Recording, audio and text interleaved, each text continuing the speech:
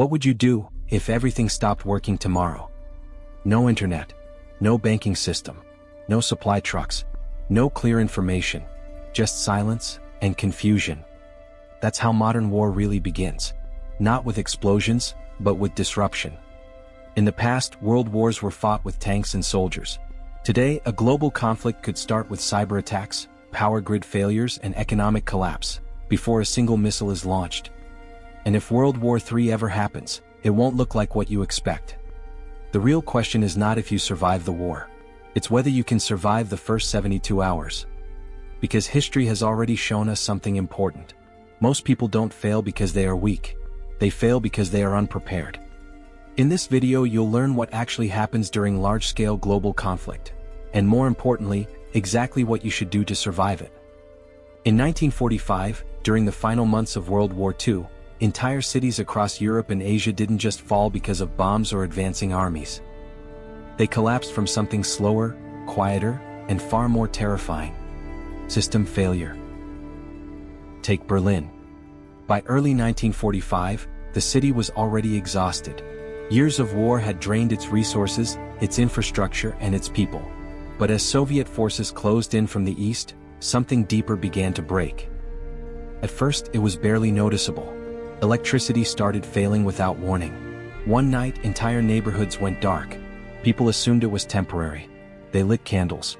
They waited for power to return. But it didn't. Water systems began to collapse next. Pumps stopped working consistently. Pipes had been damaged by constant bombing. Clean water became difficult to access, especially in crowded areas. People lined up for hours just to collect small amounts.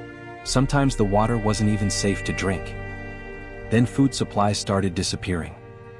For months, supply lines into the city had been under pressure. Now they were gone completely. Trains stopped arriving. Trucks couldn't get through. Warehouses emptied and stayed empty. Shops didn't have less food. They had none. Bread was gone first, then canned goods, then anything remotely edible. People began trading whatever they had left: clothes, furniture, personal belongings, for scraps of food. Money quickly lost its value, because you can't eat currency. And still, many believed things would stabilize, because no one told them otherwise. Communication had already begun to fail. Radio broadcasts became inconsistent, often filled with propaganda or outdated information. Telephone lines stopped working. Newspapers either shut down or spread news that was already irrelevant. People didn't know what was happening beyond their street. They didn't know how close the front lines were. They didn't even know who was winning anymore. So rumors took over. Now imagine that same situation, but in today's world. If a global conflict started now, it likely wouldn't begin with visible warfare. It could start with cyber attacks targeting power grids, banks, and communication systems. Your phone might still turn on, but there's no signal. Your bank account still exists, but you can't access your money. Supermarkets are still standing, but shelves empty within hours, because modern society depends on continuous flow. Food is delivered daily. Fuel is distributed constantly. Information updates every second. The moment that flow stops, everything begins to collapse. And unlike the past, today's systems are more efficient, but also more fragile. If transportation networks fail, cities run out of food in days. If digital systems go down, people lose access to money instantly. If communication breaks, misinformation spreads faster than truth. So if World War III happens, it won't just be a war between countries. It will be a disruption of systems you rely on every single day. And most people won't be ready. So what should you actually do? Let's break it down into what history teaches us, and how you can apply it today. 1. The first rule: don't wait for confirmation.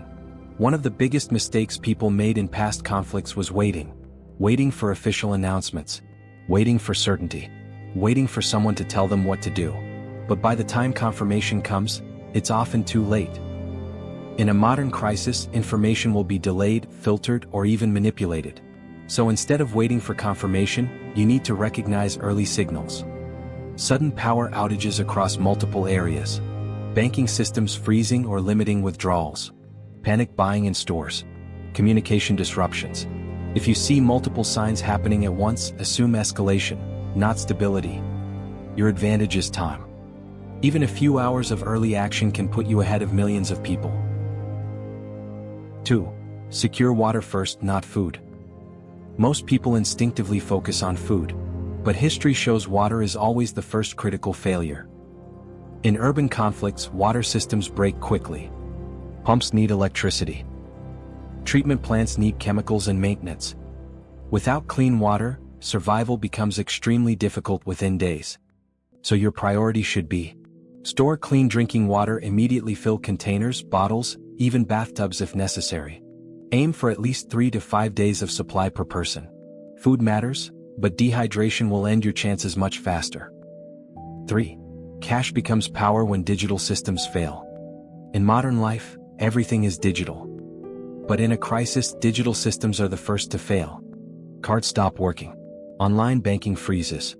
ATMs run out of cash or shut down. Crypto might be die.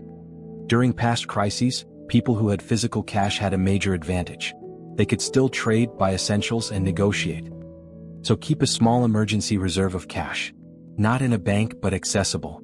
Not for luxury, but for survival flexibility. 4.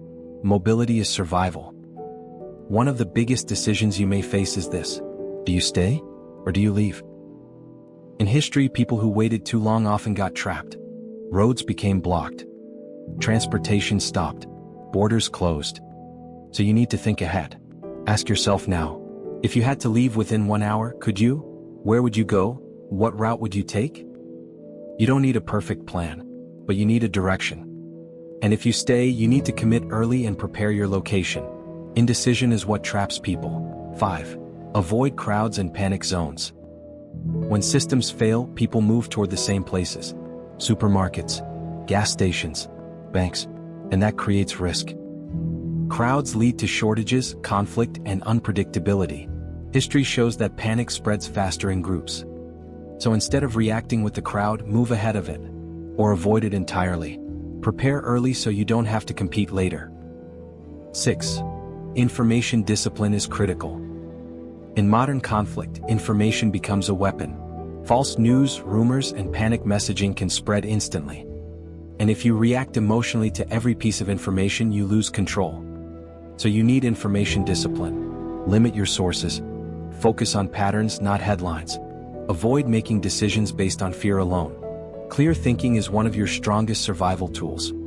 7. Build a basic survival kit now. You don't need extreme prepping, but you do need essentials ready before anything happens.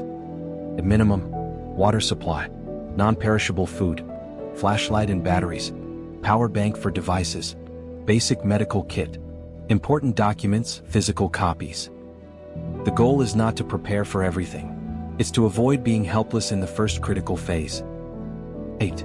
Mindset: stay calm, act early. The final lesson from history is simple but powerful.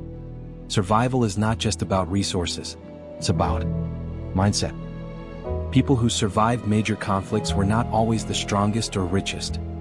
They were the ones who stayed calm under pressure, made decisions early, adapted quickly. Fear is natural, but panic is dangerous. If World War III ever happens, your ability to stay clear-headed will matter more than anything you own. World wars are not just fought on battlefields.